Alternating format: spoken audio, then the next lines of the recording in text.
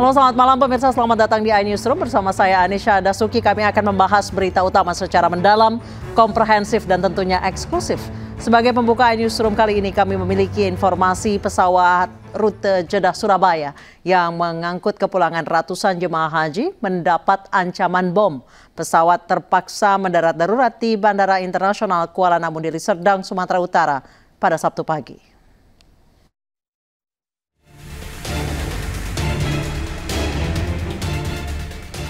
Pesawat jemaah haji dengan nomor penerbangan SV5688 rute Jeddah Arab Saudi ke Surabaya mendarat darurat di Bandara Internasional Kuala Namu, Medan, Sumatera Utara pada pukul 9.35 waktu Indonesia Barat. Pesawat Saudi Airlines berpenumpang 376 orang dan 13 kru pesawat ini mendarat darurat usai mendapatkan ancaman bom. Pendaratan darurat pesawat jemaah haji dilakukan demi menjamin keselamatan penerbangan. Emergency Operation Center Bandara Internasional Kuala Namu juga telah diaktifkan untuk memastikan prosedur penanganan keadaan darurat berjalan optimal dan sesuai ketentuan. Semua penumpang dan kru juga telah melalui pemeriksaan di terminal bandara. Pihak Angkasa Pura Bandara Internasional Kuala Namu memastikan bahwa operasional bandara tetap berjalan normal dan kondusif, serta seluruh penerbangan dari Bandara Kuala Namu berjalan sesuai jadwal. Tim Liputan iNews melaporkan. Pemirsa, rasa khawatir menyelimuti keluarga salah seorang jemaah haji penumpang pesawat rute Jeddah Surabaya yang mendapatkan ancaman bom. Awalnya Handayani dan keluarganya tidak mengetahui pesawat yang ditumpangi suaminya mendapat ancaman bom hingga terpaksa mendarat darurat di Bandara Internasional Kuala Namu Deli Serdang, Sumatera Utara Sabtu pagi. Hal tersebut baru diketahui saat ia datang ke asrama haji Sukolilo, Surabaya untuk menjemput suaminya Suwarno yang sebelumnya dijadwalkan tiba dari Tanah Suci pada Sabtu sore.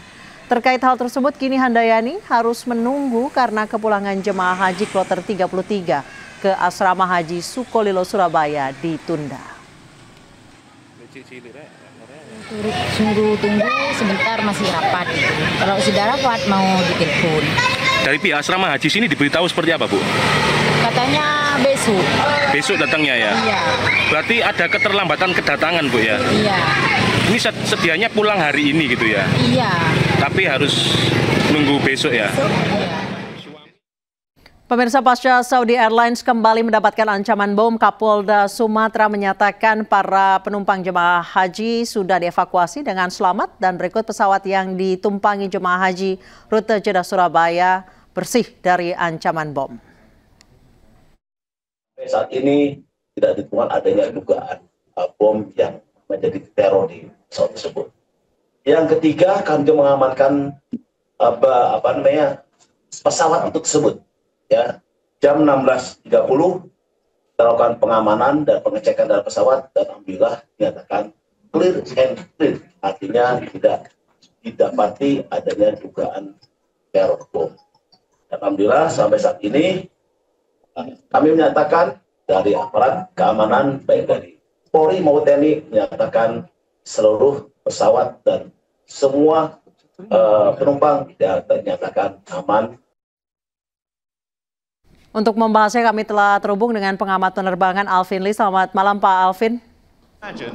Pak Alvin, ini situasinya cukup mengkhawatirkan terkait penerbangan Saudi Airlines. Dalam sepekan ada 2 kali ancaman bom dan dua-duanya adalah pesawat jemaah haji yang membawa jamaah dari rute Jeddah menuju ke Indonesia. Tanggapannya Pak Alvin? Ya, kalau hanya 1 kali mungkin saja itu orang iseng ya. Iya, betul. Tapi kalau sudah 2 kali, saya khawatir ini memang suatu tindakan teror yang ditujukan kepada Indonesia. Karena 2 kali itu yang disasar adalah penerbangan ke Indonesia. Nah ini saya berharap pemerintah bekerja sama juga dengan pemerintah Arab Saudi dan mungkin juga dengan polisi internasional untuk segera mengungkap siapa yang melakukan ancaman tersebut. Memang 2 kali ini ancamannya itu masih terbukti kosong ya, tidak ditemukan bahan peledak. Iya. Tapi saya khawatir ini mungkin juga hanya mengalihkan. Nanti kalau kita lengah itu dipasang peledak beneran itu. Dan ini ini bukan lagi ancaman penerbangan biasa, ini adalah sudah ancaman terorisme, demikian. Pak Alvin, di Bandara Jeddah ini termasuk yang pengamanannya cukup ketat. Apakah kan ancaman ini baru terjadi ketika di atas ya, ketika sudah di dalam perjalanan. Berarti bom itu, kalau misalnya nih ada, itu masuknya ada di Bandara Jeddah. Seperti apa sih Pak, menurut sepengetahuan Pak Alvin, pengamanan di Bandara Jeddah?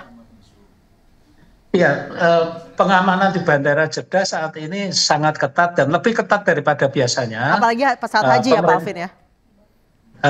Ini lebih ketat daripada biasanya karena pemerintah Arab Saudi juga sudah mengumumkan mengantisipasi eskalasi kondisi Iran dan Israel di sana. Memang diantisipasi akan ada potensi gangguan terhadap keamanan. Maka dari itu juga penerbangan dari Arab Saudi semua diperketat. Tapi kembali lagi, seketat apapun, kalau memang sudah ada niat untuk melakukan tindakan terorisme, itu bisa saja lolos. Dan tindakan terorisme ini kan juga memanfaatkan teknologi-teknologi terbaru. Mereka juga mungkin, saya yakin mereka juga memang mempelajari juga celah-celah yang bisa dieksploitir oleh pelaku terorisme tersebut. Jadi memang ketika ada ancaman terhadap keamanan penerbangan, itu SOP-nya adalah pesawat harus segera mendarat di bandara terdekat untuk memastikan agar kalaupun ada bahan peledak di sana bisa diamankan dulu sebelum meledak di atas. Dan penempatan pesawat juga tidak boleh berdekatan dengan gedung terminal. Setelah mendarat ya di bandara terdekat tersebut, pesawat harus diisolir jauh dari pesawat-pesawat lain, jauh dari gedung terminal, agar jika memang terjadi ada bahan peledak di sana dan kalau sampai meledak itu tidak sampai menimbulkan korban lainnya. Demikian Mbak Anissa.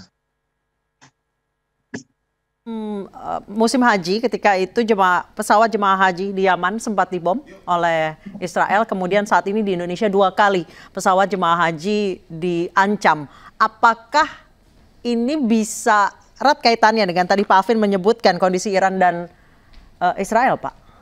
Bisa ditarik ke arah sana? Saya tidak bisa memastikan ini terkait langsung atau tidak, tapi juga memang sedang terjadi eskalasi, sedang memanas di sana. Jadi apapun bisa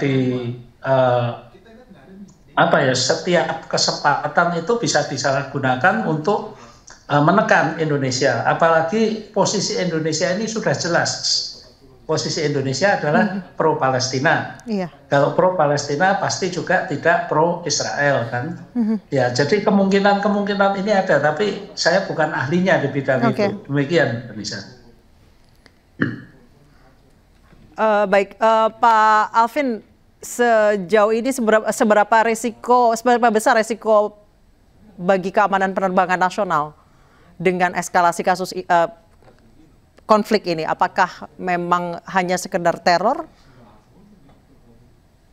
Teror itu bukan hanya sekedar, teror itu sesuatu yang sangat serius. Ya, kita beruntung saja bahwa 2 kali ancaman bom itu sejauh ini belum ditemukan ada bom. Ya, jadi masih sebatas ancaman. Tapi tidak ada jaminan berikutnya betul-betul ada bom di sana. Maka dari itu saya juga mengingatkan pengguna jasa penerbangan di Indonesia, ini sudah beberapa kali terjadi ada penumpang yang menyatakan bahwa dirinya membawa bom atau membawa senjata. Itu bukan bahan candaan. Setiap bentuk ucapan tindakan itu ditanggapi serius karena ini menyangkut keamanan dan nyawa ratusan orang di dalam pesawat itu. Dan kalau pesawat itu sampai meledak di atas, korbannya bukan hanya yang di dalam pesawat, tapi yang di luar pesawat pun yang tertimpa juga akan menjadi korban. Jadi mengenai keamanan ini bukan bukan barang candaan, bukan bahan candaan. Jangan bercanda soal itu, dan setiap ancaman terhadap keamanan itu ditindaklanjuti secara serius. Maka dari itu kembali lagi, ancaman terhadap pesawat dari Saudi ini juga ditanggapi serius. Tidak hanya oleh pemerintah Indonesia, tapi juga saya yakin pemerintah Arab Saudi menindaklanjuti secara serius juga, karena satu pesawatnya penerbangan dari maskapainya maskapai Arab Saudi, kedua berangkatnya dari Jeddah. Betul. Ini akan membuat proses di Jeddah ekstra lebih ketat lagi daripada biasanya. Demikian Mbak Anissa. Baik, Pak, ini hasil investigasi yang pertama belum keluar, ini hari ini terjadi lagi. Yang kedua, apakah perlu diumumkan hasil investigasi dan juga kerjasama dengan pihak internasional dan juga Saudi, Pak? Iya, karena ini sudah menyangkut tindakan terorisme, ada hasil yang bisa diumumkan kepada publik. Misalnya memang belum ditemukan adanya bahan peledak. Tapi ada juga hasil yang tidak bisa diumumkan kepada publik karena ini menyangkut tindak lanjutnya. Saya yakin pemerintah tidak sekedar tidak ada bahan peledak yang ditemukan, ya udah selesai. Tidak begitu. Pasti akan ditelusur. Email itu siapa yang mengirim, ya kan? IP-nya itu dari mana, dan akan ditelusur terus. Apalagi ini sampai 2 kali dalam jeda beberapa hari ini sudah merupakan tindakan terorganisir, terencana, dan sasarannya adalah Indonesia. Baik, kabarnya emailnya dari India, Pak. Tapi kan kayak gitu bisa pakai VPN ya, Pak ya? Iya, maka itu kan bukan sesuatu yang mudah ditelusur ya. Betul. Bisa pakai VPN. Yang namanya teknologi sekarang ini kan banyak sekali yang bisa diakalin. Maka itu kita perlu kerjasama internasional untuk menelusur sebenarnya siapa di mana yang melakukan itu dan tujuannya apa, sasarannya apa. Karena saya khawatir ini baru tahap awal saja, ada rencana-rencana yang lebih besar lagi terhadap Indonesia. Demikian, Mbak. Baik, terima kasih Pak Alvin Lee, pengamat penerbangan telah bergabung bersama kami di Newsroom. Selamat malam Pak Alvin. Pemirsa, sebelumnya pada Selasa 17 Juni lalu pesawat Saudi Airlines yang mengangkut ratusan jemaah haji Indonesia asal Depok dan Bekasi, Jawa Barat juga mendarat darurat di Bandara Kuala Namu, Medan, Sumatera Utara. Maksud kami di Deli Serdang, Sumatera Utara. Polisi pastikan tidak ada bom di dalam pesawat.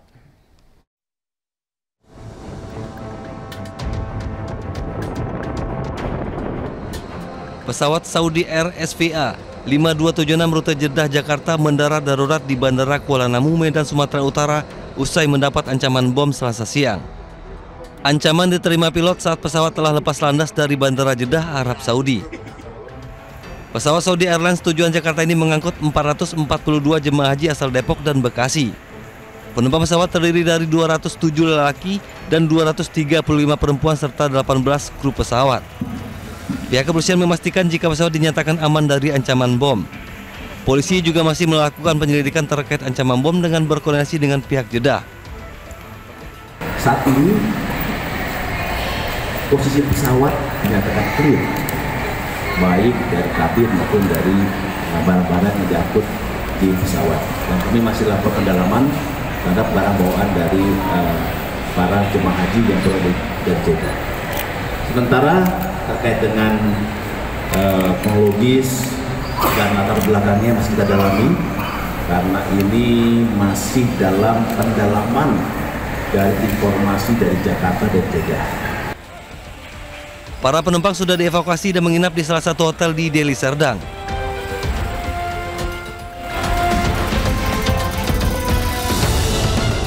Sementara itu, keluarga salah satu jemaah haji kloter 12 JKS, Mardiah Dul Halim asal Cilangkap Tapos yang berada di pesawat Saudi Airlines yang dikabarkan diteror bom menggelar doa bersama di kediamannya.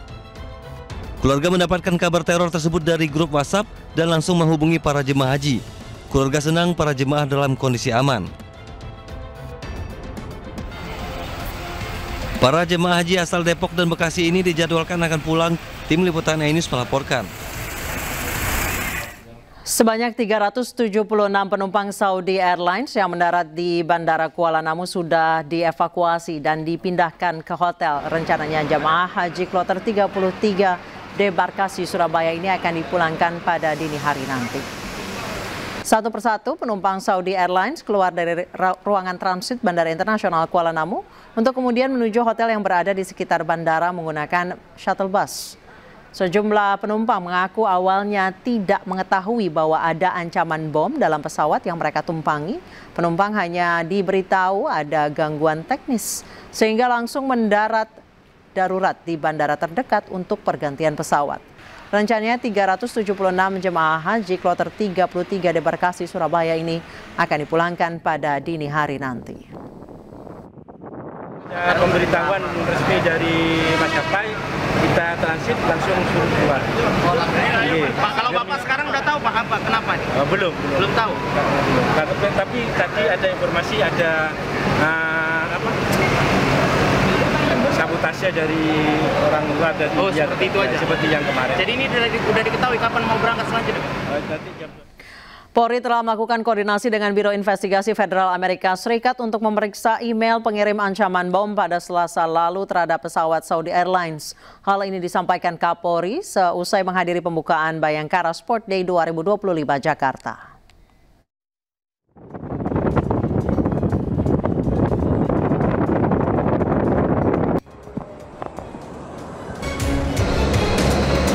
Untuk mengusut tuntas kasus dugaan ancaman bom di pesawat Saudi Airlines, Polri telah melakukan koordinasi dengan Biro Investigasi Federal Amerika Serikat untuk memeriksa email pengirim ancaman bom pada pesawat Saudi Airlines. Hal tersebut disampaikan Kapolri Jenderal Polisi Listio Sigit Prabowo usai menghadiri pembukaan Bayangkara Sport Day 2025 Jakarta. Kapolri menambahkan, Polri menemukan ada ketidaksesuaian identitas pengirim email, karena itu kasus ini masih diinvestigasi mendalam. Ini kita sedang berkoordinasi dengan FBI untuk meneliti email yang ada. Sementara kita dapati email yang dikirim tidak sesuai dengan nama dimaksud, sehingga kita sedang melakukan pendalaman lebih lanjut. Alamat emailnya tidak sesuai dengan si pemilik email. Tapi untuk asal emailnya sudah ketahuan? Sudah. Ada di wilayah Saudi dan saat ini sedang kita dalami. Ya, kita tentunya bekerja sama dengan FBI. Ini masuk wilayah hukum Indonesia ataukah masih di luar itu, semuanya sedang kita lakukan pendalaman lebih lanjut. Selain itu, Kapolri memastikan berdasarkan pemeriksaan di lapangan, tidak ada benda menyerupai bom di dalam pesawat, termasuk dari barang-barang yang dibawa penumpang. Dari Jakarta, Rizky Ihwal, iNews melaporkan. Pemerintah telah mengevakuasi 97 warga negara Indonesia yang berada di Iran. Informasi selengkapnya akan kami hadirkan usai jeda, tetap di iNewsroom.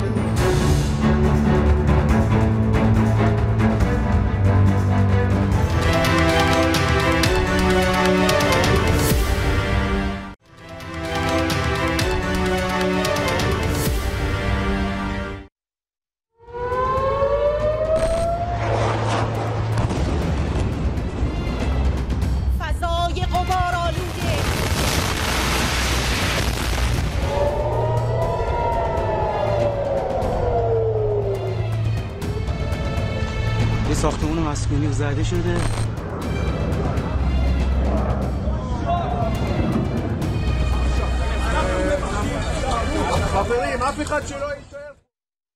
Anda kembali di iNewsroom. Pemirsa, Iran merilis video serangan gelombang ke-17 rudal balistik jarak menengah ke Israel. Namun pasukan Garda Revolusi Islam Iran merahasiakan waktu dan lokasi peluncuran.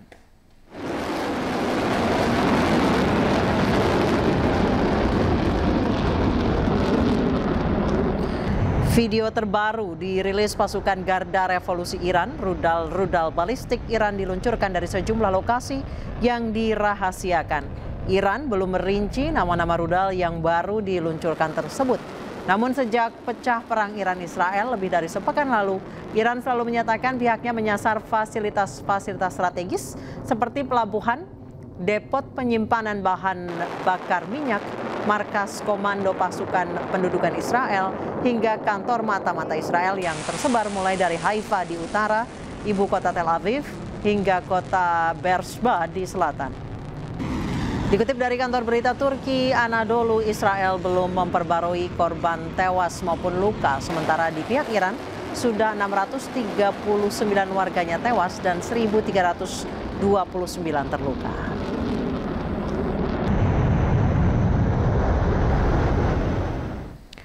Serangan rudal balistik Iran kembali menembus pertahanan udara Israel di kota pelabuhan Haifa. Sebuah gedung di area Kementerian Dalam Israel terbakar.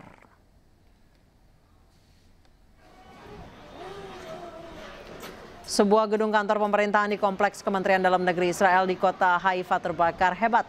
Kebakaran terjadi setelah Iran meluncurkan sejumlah gelombang serangan rudal balistik hipersonik hingga mampu menembus pertahanan udara Israel. Kota pelabuhan di utara Israel ini menjadi berkali-kali menjadi target serangan Iran. Akibat serangan ini 2 orang dilaporkan terluka. Otoritas Israel belum memberikan keterangan apakah gedung Kementerian Dalam Negeri memang menjadi sasaran Iran atau hanya terdampak ledakan.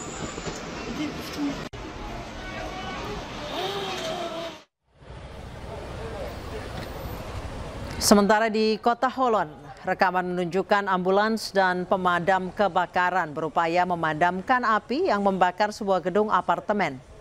Layanan medis darurat Israel melaporkan tidak ada korban luka setelah rentetan rudal Iran pada dini hari menyerang Israel dan mampu dicegat sistem pertahanan udara Israel.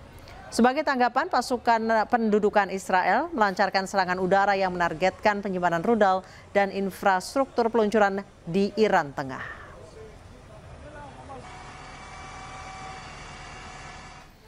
Haifa, kota kedua terbesar di Israel, berkali-kali jadi target serangan Iran. Kemampuan rudal balistik Iran menembus sistem pertahanan udara Israel terekam kamera amatir warga.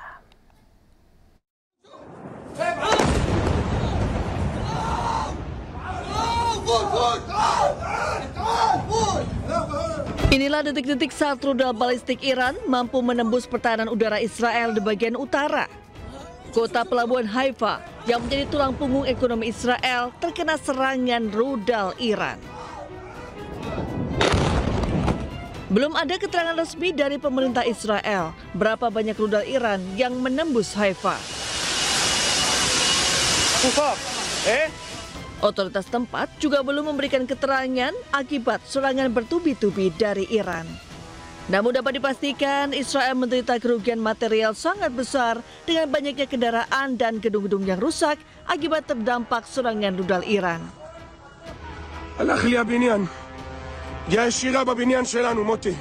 Selain kota pelabuhan Haifa, kota-kota lain di wilayah Israel juga menjadi sasaran serangan rudal-rudal balistik Iran sehingga di media sosial X, peta Israel membara dari utara hingga selatan. Duta Besar Amerika Serikat untuk PBB Dorothy Shea menyalahkan Israel sebagai negara pembuat kacau dan teror di Timur Tengah. Pernyataan tersebut kemudian diralatnya setelah sadar akan kesalahan pengucapan. Kesalahan tersebut disampaikan saat menyampaikan pandangan negaranya di Dewan Keamanan PBB. The government has also spread chaos, terror, and suffering throughout the region. Iran's government has also spread chaos, terror, and suffering throughout the region. We can no longer ignore that Iran has all that it needs to achieve a nuclear weapon. All it needs is a decision from their supreme leader. That is unacceptable, and this council must urge them to...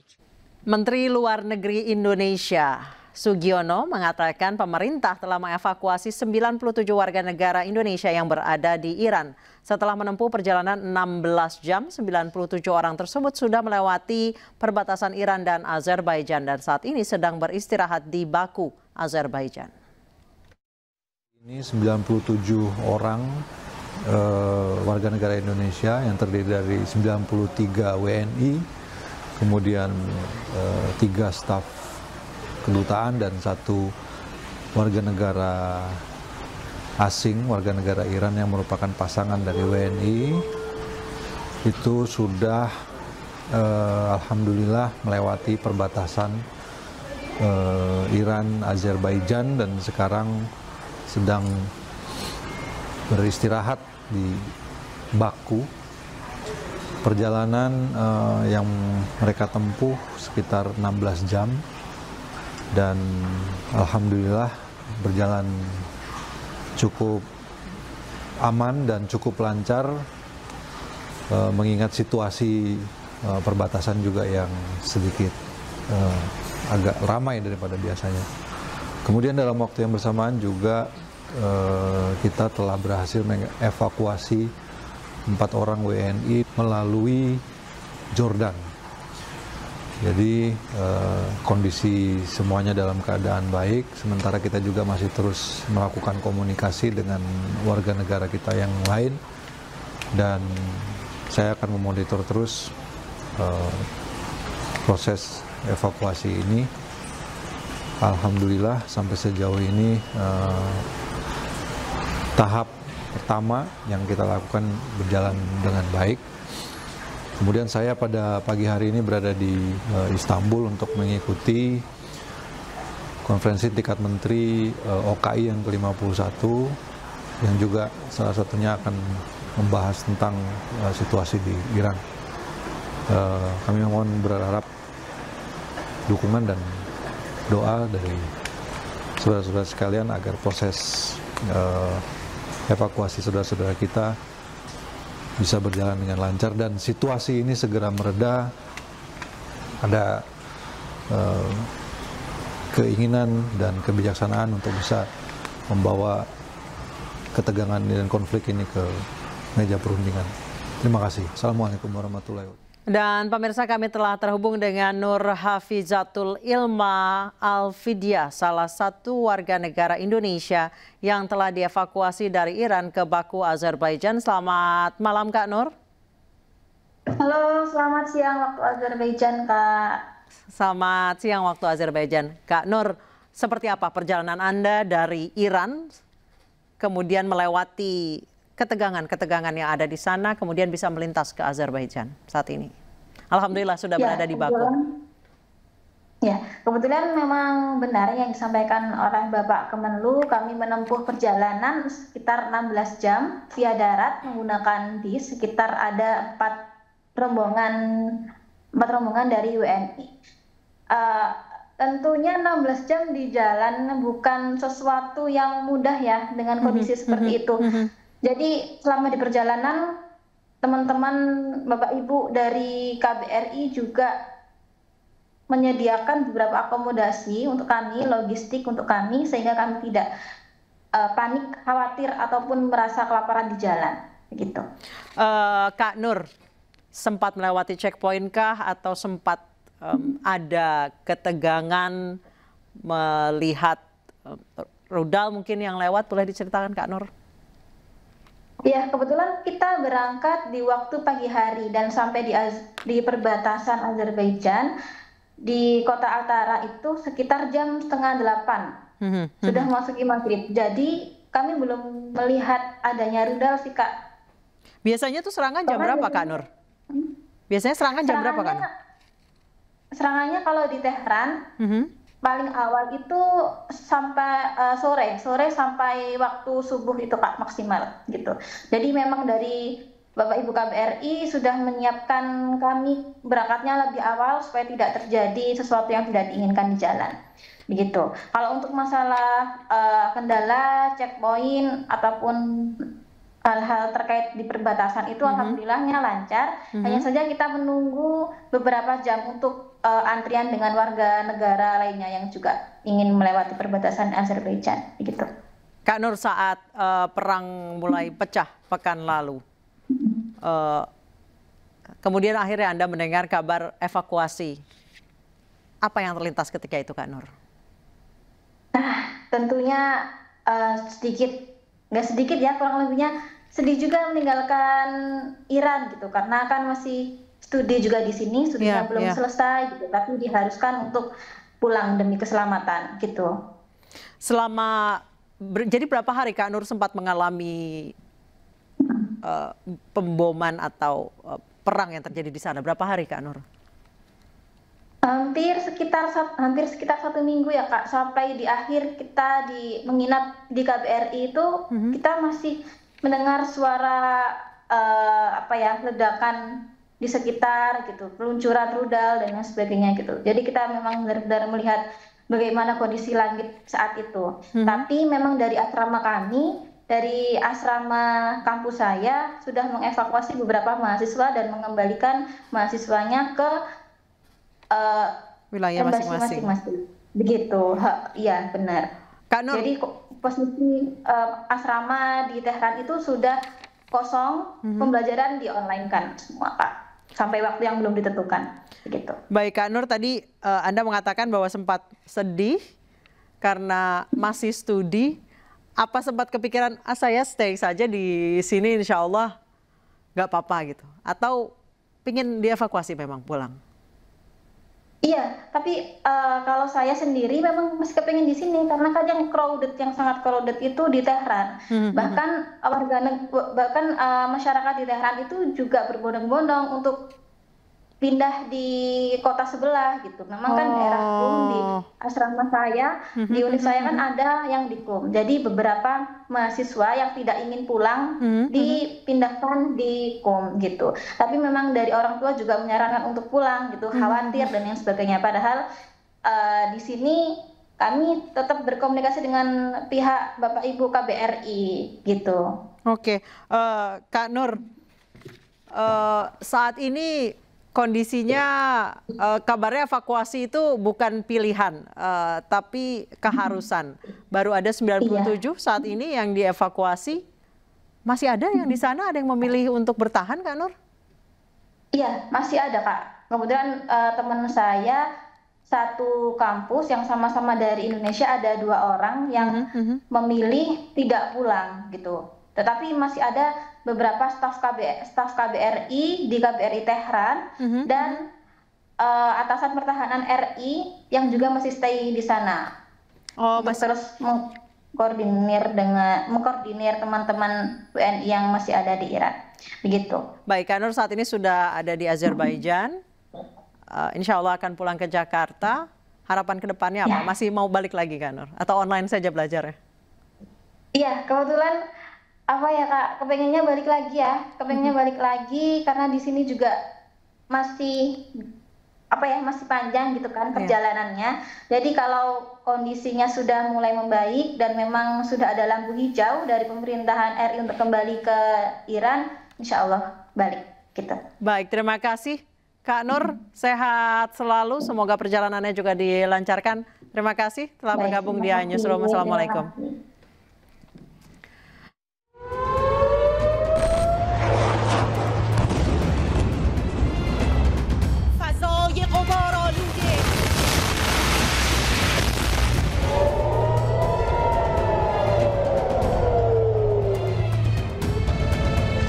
یه ساختمون مسکونی زده شده.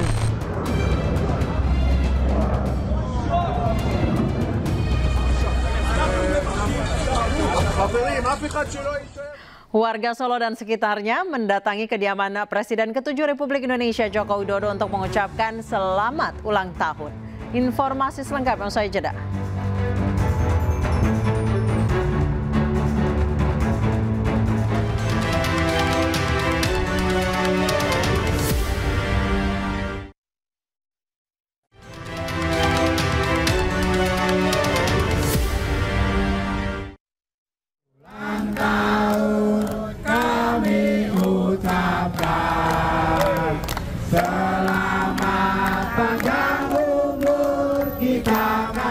Hari ini Sabtu 21 Juni 2025, Presiden RI ke-7 tersebut genap berusia 64 tahun. Sambil membawa poster bertuliskan selamat ulang tahun, pedagang pasar ini berkumpul untuk merayakan hari kelahiran Joko Widodo. Hari ini Jumat 21 Juni 2025, Presiden RI ke-7 tersebut genap berusia 64 tahun. Sebagai simbol kebahagiaan atau Mangayu Bagyo, para pedagang juga menggelar acara potong tumpeng atau tumpengan.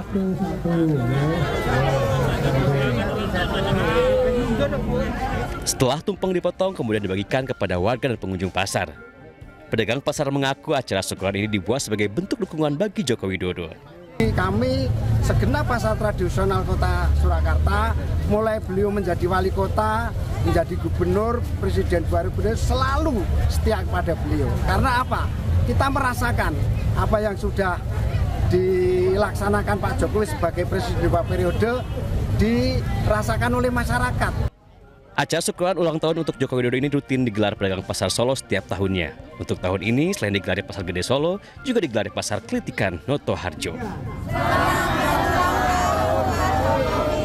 Dari Solo, Jawa Tengah, Septiantoro, iNews melaporkan.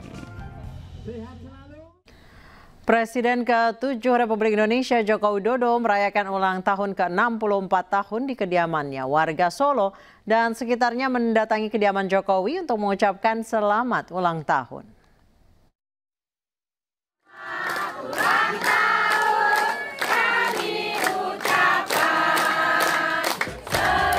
Presiden ke-7 RI Joko Widodo merayakan ulang tahun yang ke-64 tahun di kediamannya.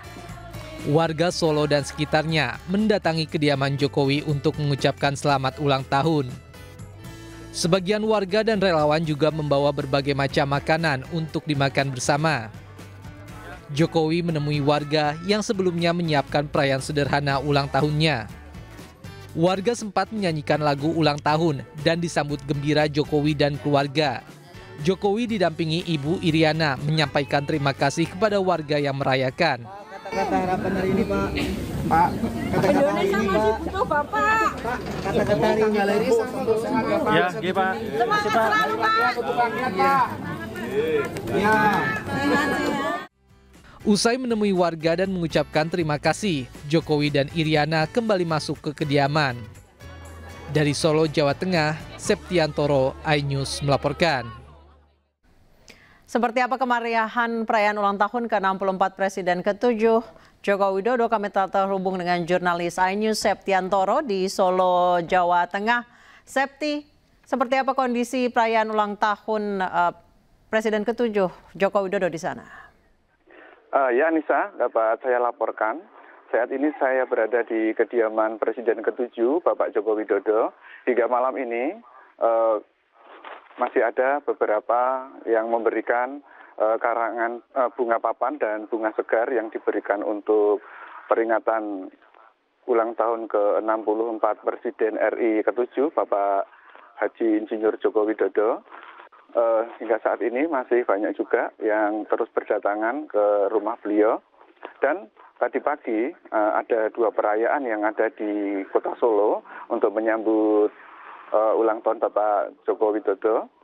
Yang pertama adalah di Pasar Klitikan atau di Pasar Noto Harjo. Mereka warga pasar berkumpul kemudian merayakan ulang tahun Bapak Haji Insinyur Joko Widodo. Kemudian berlanjut ke Pasar Gede yang ada di Kota Solo. Mereka melakukan potong tumpeng, kemudian makan bersama, dan puncaknya adalah di kediaman rumah Bapak Jokowi, yaitu banyak juga relawan yang datang ke sini, kemudian membawa makanan sendiri, kemudian mereka mengucapkan ulang tahun kepada Bapak Joko Widodo. Dan sekitar pukul 11.30 Bapak Joko Widodo bersama Ibu Iriana dan juga beserta keluarga keluar menyambut warga yang antusias memberikan ucapan kepada beliau. Kemudian Bapak Joko Widodo juga sempat memberikan ucapan terima kasih kepada warga yang berpartisipasi, yang juga ikut merayakan ulang tahun yang ke-64 yang jatuh pada hari ini. Baik, Septi, seperti apa kondisi kesehatan Pak Jokowi? Hingga saat ini Pak Jokowi masih berada di luar kota, namun beliau tadi tampak sehat, melakukan kegiatan aktivitas seperti biasa. Beliau terkena penyakit itu sejak beberapa waktu lalu, alergi dari sepulang dari Vatikan. Kemudian menjalar ke seluruh tubuh, namun sekarang kondisinya sudah membaik. Dikarenakan alergi ini dikarenakan perbedaan suhu antara di Indonesia dan di Vatikan. Namun demikian, kegiatan Pak Jokowi terus berlanjut hingga sebelumnya sempat ke Medan, kemudian ke Jakarta, dan menghadiri beberapa kegiatan yang ada di Jakarta. dengan melakukan aktivitas seperti biasa. Baik, Septi, apakah ada pejabat atau menteri ataupun mantan pejabat yang datang hari ini? Dari pantauan kami di sini belum ada pejabat atau pantauan menteri dari yang saat ini. Namun ada relasi-relasi, kemudian dari relawan, kemudian dari warga sekitar, kemudian dari berbagai daerah yang mendoakan Pak Jokowi di hari ulang tahun yang ke-64 ini. Baik, terima kasih Septiantoro atas laporannya dari Solo, Jawa Tengah. Selamat bertugas kembali, Septi. Pemirsa, pegiat media sosial Dr. Tifauzia Tiasuma alias Dr. Tifa menyebut menemukan sejumlah bukti baru terkait keaslian ijazah Jokowi. Dr. Tifa dan tim kuasa hukumnya juga menyebut bahwa apa yang dilakukannya bersama Roy Suryo CS tidak melanggar hukum karena ijazah Jokowi merupakan dokumen publik.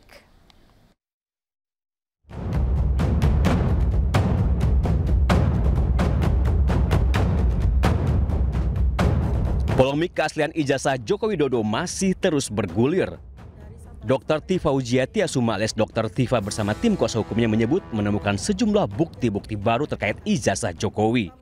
Salah satunya adalah dokumen dalam bentuk harian Kedaulatan Rakyat tanggal 18 Juli 1980. Di situ dinyatakan ada nama calon mahasiswa yang diterima, tapi ternyata ketika Pak Dr. Ismon melakukan investigasi bersama Sentana TV ke perpustakaan daerah Jogja, ternyata harian Kedaulatan Rakyat yang analog atau versi kertas itu sudah tidak ada lagi dan dinyatakan oleh petugas di situ diamankan oleh Bareskrim. Pada kapan diamankan? Pada pertengahan April 2025. Nah, inilah sebetulnya sinergi atau inline dengan sebuah peristiwa yang terjadi tanggal 2 Desember 2024 di mana ada sebuah situs karena tempatnya sekarang sudah tidak ada karena terbakar habis gitu ya, yang baru saja juga disampaikan oleh, kita tahu semua, Pak Beator Suryadi atau Pak Bambang Beator Suryadi. Beliau adalah petinggi salah satu partai, juga menyatakan hal yang tentu saja menambah data dari kita ya, menambah validitas data dari kita, bahwa menurut beliau ya dugaan ijazah palsu tersebut dibuat di tahun 2012 di pasar Pojok Pramuka yang ternyata secara koinsiden terbakar habis di bulan Desember 2024. Kalau saya tidak salah kronologi, pada bulan Desember 2024 itu jugalah sebuah momentum sebenarnya terjadi di mana TPUA mengajukan aduan masyarakat ya, melaporkan kepada pihak Bareskrim. Sementara kuasa hukum Dr. Tifa menyebut bahwa apa yang dilakukan Dr. Tifa CS bukanlah pelanggaran hukum karena ijazah Jokowi merupakan dokumen publik. Perlu diketahui bahwa jika dokumen seseorang, dokumen pribadi itu telah digunakan untuk mendaftarkan sebagai pejabat publik, dalam hal ini presiden, itu sudah bukan menjadi dokumen pribadi lagi, tapi menjadi dokumen publik. Yang mana publik berhak tahu jika ditanya oleh publik, merupakan dokumen terbuka ya. Jadi harus transparan, tidak boleh disembunyikan. Jadi sebenarnya tidak ada pelanggaran hukum yang dilakukan oleh kawan-kawan ini karena kawan-kawan ini memperlakukan ingin mengkonfirmasikan bahwa pejabat publik yang dalam hal ini presiden yang menggunakan ijazahnya waktu itu untuk mendaftarkan yaitu sebagai presiden ke KPU, maka sudah bukan dikatakan dokumen pribadi. Sebelumnya pada 10 Juni lalu, Perkumpulan Advokat Indonesia atau Pradi Bersatu meminta polisi menaikkan status kasus tuduhan ijazah palsu Presiden ke-7 RI Joko Widodo dari penyelidikan menjadi penyidikan. Sekjen Pradi Bersatu Ade Hermawan pun mendesak Polda Metro Jaya segera menetapkan tersangka dugaan pencemaran nama baik Jokowi. Kita tidak boleh berspekulasi di sini. Artinya, equalnya harus tidak menunggu-nunggu lagi. Saya akan mendesak penyidik di sini. Nah, nanti bagaimana hasil pemeriksaannya di dalam, teman-teman, nanti saya akan sampaikan. Tapi pada dasarnya kedatangan saya mendesak Polda Metro untuk segera naik sidik. Pada 15 Mei lalu, Dr. Tifa dan Roy Suryo diperiksa penyidik Polda Metro Jaya terkait dugaan penyebaran informasi mengenai penggunaan ijazah palsu Joko Widodo. Dicecar 61 pertanyaan termasuk terkait peristiwa 26 Maret 2025 di Jakarta Selatan. Sementara selama 2 jam diperiksa, Roy Suryo dicecar 24 pertanyaan. Roy Suryo dan Dr. Tipa dikenal sebagai dua sosok yang secara terbuka menyuarakan keraguan atas ijazah milik Jokowi. Tim Liputan iNews melaporkan. Guru Besar Ilmu Hukum Universitas Al-Azhar, Profesor Suparji Ahmad menilai kasus ijazah Jokowi berlarut-larut dan menguras energi. Suparji berharap polisi segera menentukan ada tidaknya unsur pidana dalam kasus ini agar tercipta kepastian hukum. Adanya laporan tadi yang ditangani di Polda Metro Jaya, laksanakan ya prosesnya melalui klarifikasi, kumpulkan barang bukti, kumpulkan alat bukti untuk bisa menentukan apakah ada peristiwa pidana atau tidak gitu. Ini sudah terlalu jauh perkara ini, sudah menguras banyak energi, berbagai spekulasi di publik sangat macam-macam, sangat variatif gitu, dan ini sebetulnya tidak produktif terhadap kepentingan bangsa gitu loh, selain menguras energi gitu. Jadi namun demikian, mengingat ini sudah berjalan, tidak boleh dihentikan tanpa prosedur yang berlaku. Maka untuk itu bahwa penegak hukum, penyidik Polda Metro Jaya segera melakukan langkah-langkah yang cepat ya, langkah-langkah yang tepat ya, dan memastikan ini sesuai dengan ketentuan hukum acara yang berlaku dan libatkan pihak-pihak terkait sehingga tidak ada kecurigaan. Sebelumnya pada Kamis 19 Juni, Polda Metro Jaya melakukan klarifikasi kepada pihak SMAN 6 Surakarta dan Universitas Gadjah Mada terkait isu ijazah palsu Joko Widodo. Klarifikasi ini merupakan bagian dari proses penyelidikan atas kasus yang telah memicu kegaduhan publik. Kabid Humas Polda Metro Jaya, Kombes Pol Ade Arisham mengatakan selain melakukan klarifikasi kepada SMAN 6 Surakarta dan UGM, pihaknya juga telah menggabungkan 6 laporan polisi yang berkaitan dengan dugaan pemalsuan ijazah Jokowi tersebut. 2 laporan masuk di Polda Metro Jaya, sementara 4 lainnya berasal dari Polres Metro Jakarta Selatan, Jakarta Pusat, Bekasi Kota, dan Kota Depok. Apa yang dilakukan penyelidik beberapa hari terakhir ini adalah melakukan klarifikasi terhadap pihak SMA, sebuah SMA negeri di Surakarta. Kemudian ada melakukan klarifikasi juga terhadap pihak sebuah universitas di Yogyakarta. Ya, ini merupakan bagian dari proses pengumpulan fakta-fakta dalam tahap pendalaman, yaitu proses penyelidikan. Jadi proses ini masih berlangsung. Presiden Prabowo Subianto akhiri lawatan di Rusia dan kembali pulang ke tanah air. Informasi selengkapnya usai jeda.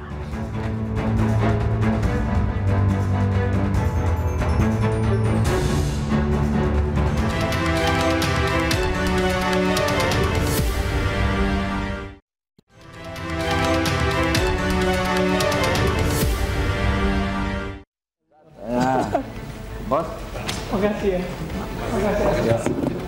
Dalam rapat dengar pendapat yang digelar Komisi 3 DPR RI bersama dengan Dirjen Kekayaan Hak Intelektual dan Badan Pengawas Mahkamah Agung Jumat siang, Ketua Komisi 3 DPR RI Habibur Rahman menerangkan jika keputusan Pengadilan Tata Niaga Jakarta Pusat diduga melanggar ketentuan perundangan.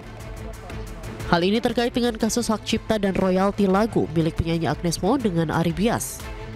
Agnes Mo dinyatakan bersalah dan harus membayar royalti sebesar 1,5 miliar rupiah karena dianggap membawakan lagu berjudul Bilang Saja tanpa izin. Karena ini berbeda dengan apa yang diatur di undang-undang, ya, Undang-Undang Nomor 28 tahun 2014 yang mengatur bahwa pembayaran royalti itu lewat LMK. Ya. Lalu kami juga perlu menggarisbawahi bahwa putusan dalam perkara akses monika di tingkat pertama tersebut hanya mengikat kedua belah pihak, tidak mengikat pihak-pihak lain. Jadi kami sosialisasikan juga, tadi juga Pak Dirjen Kekayaan Intelektual mensosialisasikan terhadap stakeholder hak cipta lainnya, tetaplah berlaku ketentuan ya nomor 28 tahun di Undang-Undang 28 tahun 2014 tentang hak cipta bahwa pembayarannya itu lewat LMK. lalu baru didistribusikan kepada para pencipta. Nah, ini sama-sama terus kita kawal agar tidak terjadi kegaduhan.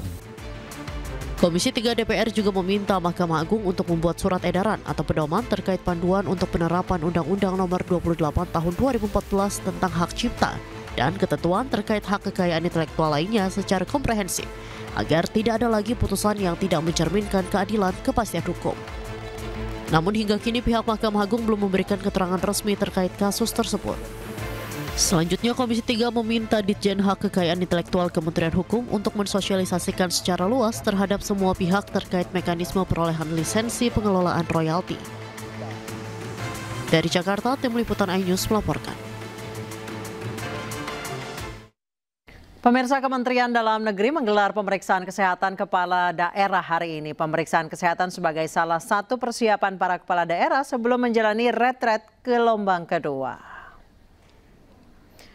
Kepala daerah yang telah menjalani pemeriksaan kesehatan diantaranya Bupati Lamandau Rizky Aditya Putra, Wagub Bangka Belitung Heliana, serta Bupati dan Wakil Bupati Pulau Taliabu, Shalsabila Musda dan Laode Yasir.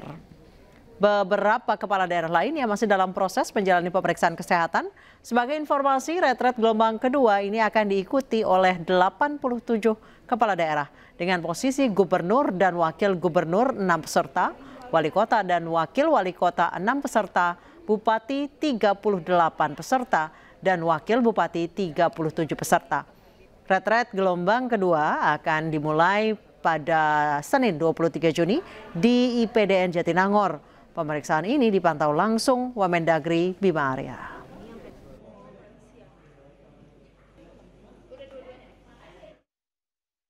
Melalui media sosial Instagram, Deddy Mulyadi, Gubernur Jawa Barat, membagikan momennya kedatangan tamu spesial. Ayo, Mas, makan apa, Mas? Makan sambelnya bikinan. KDM kedatangan putra sematawayang Presiden Prabowo, yakni Didit Hedi Prasetyo, bersama selebritas Happy Salma di kediamannya di Lembur, Pakuan, Subang, Jawa Barat. Selamat siang pokoknya. Ngeunah daharna. Mas, ngeunah dahar, Mas. Ini sehat banget loh. Momen tersebut tampak begitu santai dan hangat, bahkan KDM menyempatkan diri untuk membuat sambal secara langsung untuk tamu spesialnya. Ini kita nih kumpul-kumpul ini dalam rangka apa? Silaturahmi kebudayaan, insya Allah karena kan kita. Deddy Mulyadi melalui Instagramnya juga membagikan momen anak perempuannya Ni Hyang Sukma Ayu saat berfoto berdua dengan Didit Prabowo.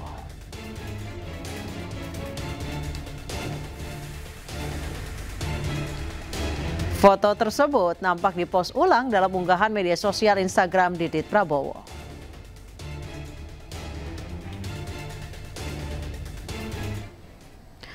Sementara Presiden Prabowo Subianto akhiri lawatannya di Rusia dan kembali pulang ke tanah air. Sebelumnya Prabowo menyinggung perang Iran dan Israel yang kian panas serta berharap ketegangan kedua negara bisa diredam.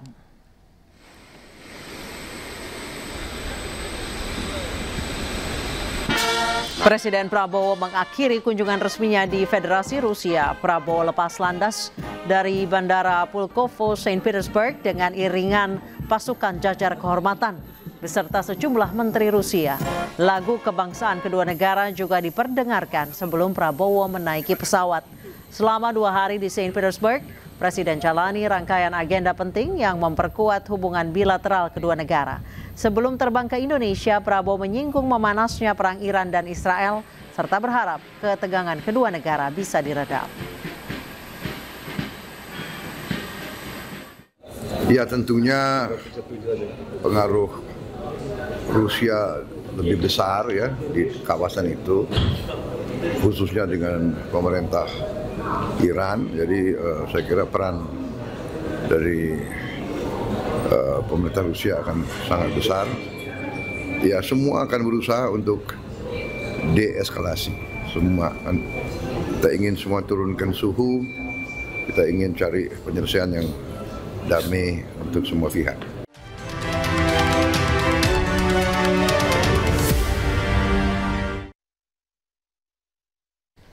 Anda kembali di iNewsroom pemirsa. Di momen akhir pekan Jakarta Fair 2025 di Kemayoran ramai pengunjung. Jakarta Fair jadi primadona untuk berburu produk murah dan sarana hiburan.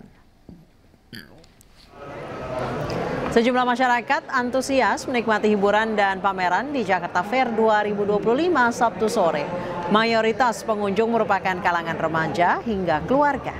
Jakarta Fair menawarkan diskon menarik untuk ragam produk, mulai dari furniture, kecantikan, hingga makanan dan minuman. Tidak hanya produk, Jakarta Fair juga setiap harinya menggelar konser. Seperti hari ini akan ada penampilan band ternama Ungu.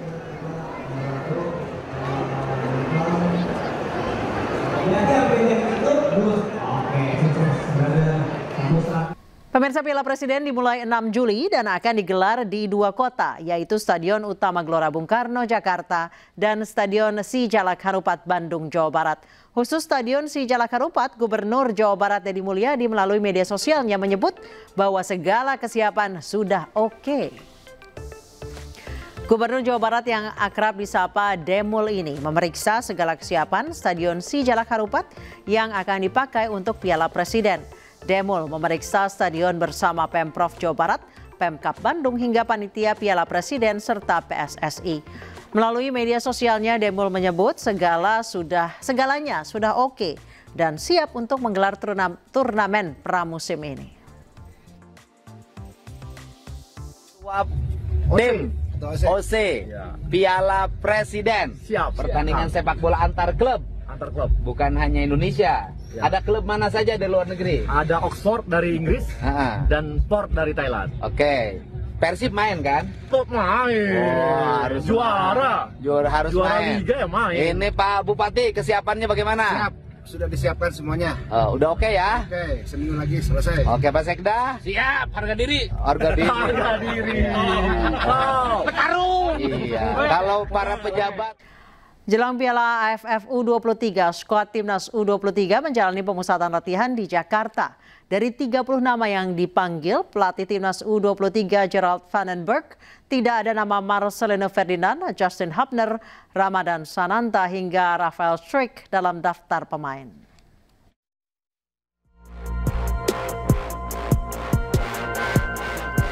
Pelatih Timnas Indonesia U23 Gerald Vandenberg resmi memanggil 30 pemain untuk menjalani pemusatan latihan. Pemusatan latihan digelar di Jakarta mulai 20 Juni hingga 14 Juli mendatang. Dari 30 pemain yang dipanggil, hanya 1 nama pemain abroad yang masuk dalam skuad Vandenberg. Pemain tersebut adalah Jens Reven asal klub Belanda FC Dordrecht. Sisanya juru taktik asal Belanda ini memanggil pemain muda dari klub Indonesia baik dari Liga 1 maupun Liga 2. Pemusatan latihan digelar sebagai persiapan skuad Garuda Muda untuk bertanding di ajang ASEAN U23 Championship 2025. Dan berikut nama-nama pemain Timnas U23 yang dipanggil pelatih Gerald Vandenberg.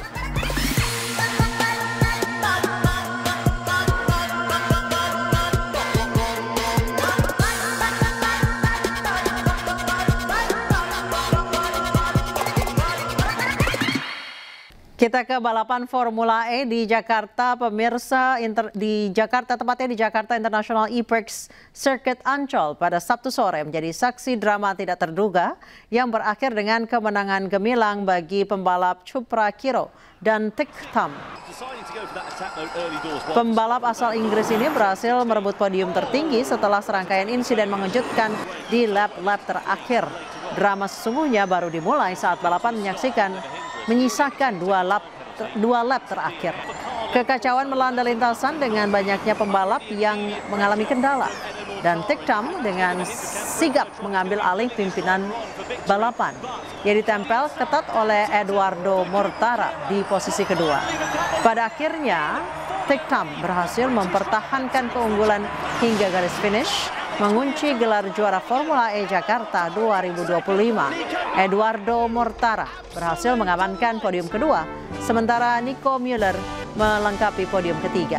Kemenangan Tikam menjadi bukti bagaimana satu balapan bisa berubah drastis dalam hitungan detik, menegaskan predikat Formula E sebagai ajang balap yang penuh kejutan dan intrik.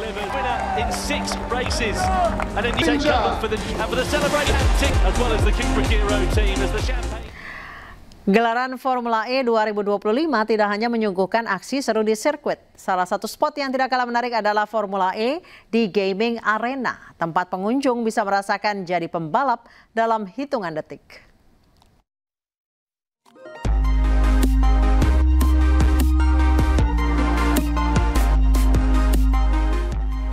Ini dia salah satu spot yang jadi favorit dalam rangkaian Formula E 2025, yakni Formula E Gaming Arena. Arena ini menawarkan pengalaman balap virtual melalui 18 unit simulator yang tersedia secara gratis. Setiap pengunjung dapat mencoba selama 7 menit per sesi tanpa dipungut biaya apapun. Agar nyaman, setiap simulator dilengkapi dengan seorang guide yang membantu mengatur posisi setir, jarak tempat duduk, dan setting lainnya sesuai postur tubuh pemain. Antusiasme pengunjung pun begitu tinggi. Banyak yang mengaku sensasi bermain simulator ini seakan membawa mereka langsung turun ke arena balap Formula E. Jadi nyoba main 3 lap ya gitu, dan ya seru sih. Memang saya suka dengan balapan mobil ya gitu, game balapan juga suka, jadi ya fun di sini sih. Iya. Ajak adiknya juga buat. Iya, tadi di pangku gitu ya, melintir ya gitu, tapi anak saya juga seneng.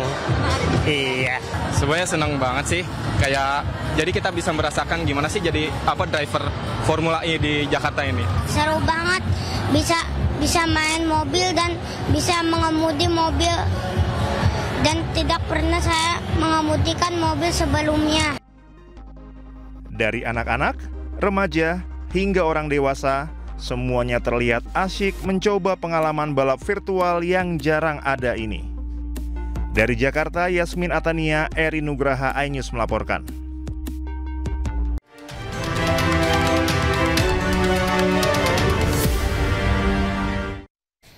Anda kembali di iNewsroom. Pemirsa, militer Israel lancarkan serangan terhadap puluhan target militer di Teheran, Iran, Jumat dini hari waktu setempat.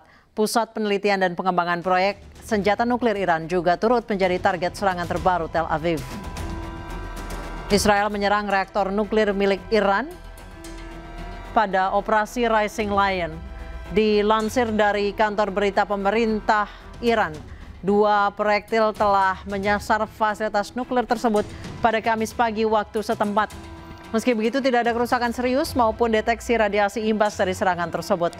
Target yang disasar adalah struktur yang menyegel reaktor yang merupakan komponen utama dalam produksi plutonium, sehingga dapat mencegah Iran untuk produksi senjata nuklir.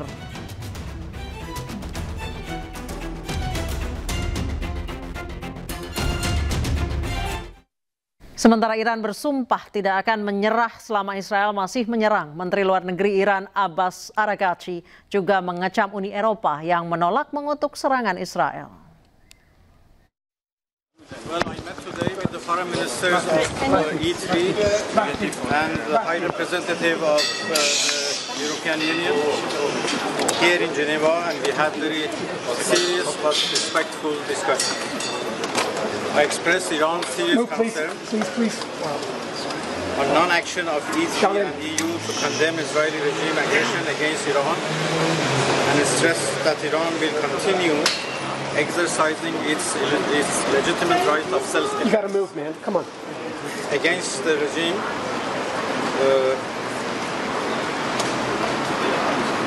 and will continue to do so as long as the atrocities continue.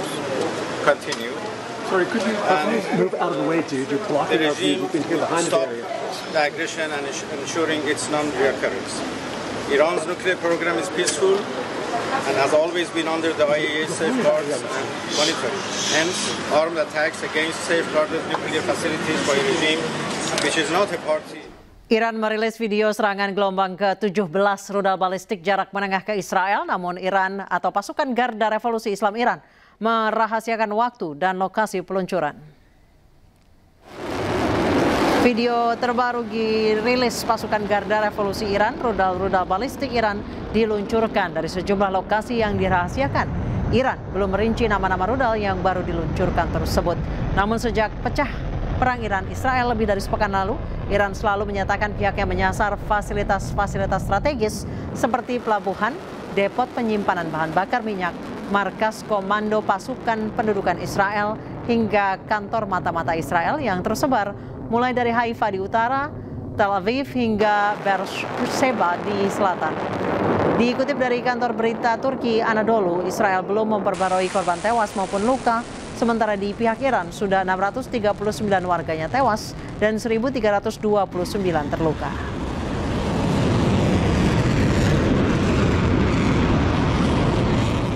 Serangan rudal balistik Iran kembali menembus pertahanan udara Israel di kota pelabuhan Haifa. Sebuah gedung di area Kementerian Dalam Negeri Israel terbakar. Sebuah gedung kantor pemerintahan di kompleks Kementerian Dalam Negeri Israel di kota Haifa terbakar hebat. Kebakaran terjadi setelah Iran meluncurkan sejumlah gelombang serangan rudal balistik hipersonik hingga mampu menembus pertahanan udara Israel. Kota pelabuhan di utara Israel menjadi target berkali-kali serangan Iran. Akibat serangan ini 2 orang dilaporkan terluka. Otoritas Israel belum memberikan keterangan apakah gedung Kementerian Dalam Negeri memang menjadi sasaran Iran atau hanya terdampak ledakan.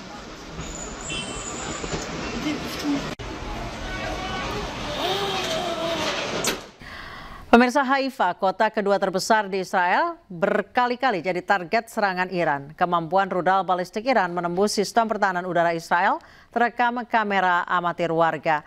Dan pemirsa, usai sudah kebersamaan kita dalam iNewsroom hari ini, temukan informasi-informasi terbaru lainnya di www.inews.id. Cuplikan tayangan berita iNews dapat Anda saksikan di kanal YouTube @officialinews. Sesaat lagi rekan saya Cikal Multazam akan hadir dalam program iNews Malam. Wakil teman-teman yang bertugas, saya Anisha Dasuki pamit, selamat malam, sampai jumpa.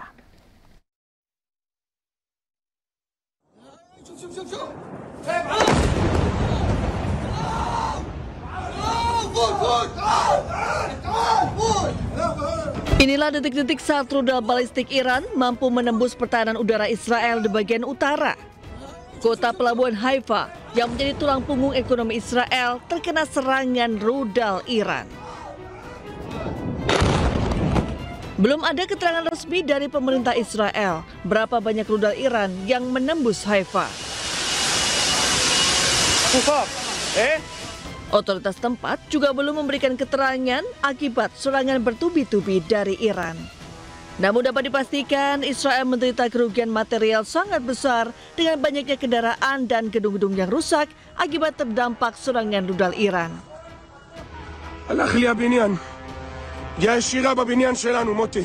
Selain kota pelabuhan Haifa, kota-kota lain di wilayah Israel juga menjadi sasaran serangan rudal-rudal balistik Iran sehingga di media sosial X, peta Israel membara dari utara hingga selatan.